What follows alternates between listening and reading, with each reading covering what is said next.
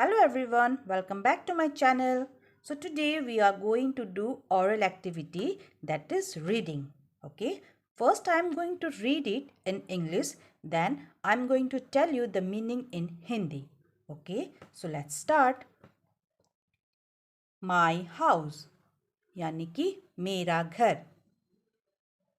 I live in a cozy house in the middle of the city.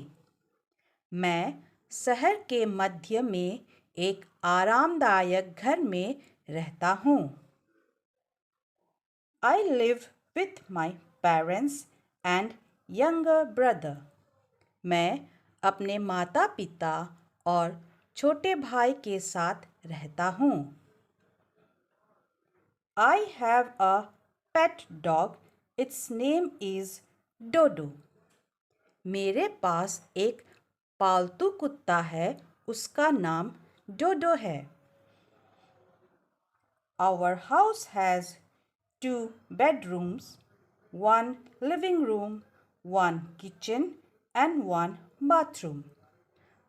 हमारे घर में 2 bedroom, एक living room, एक किचन और एक बाथरूम है.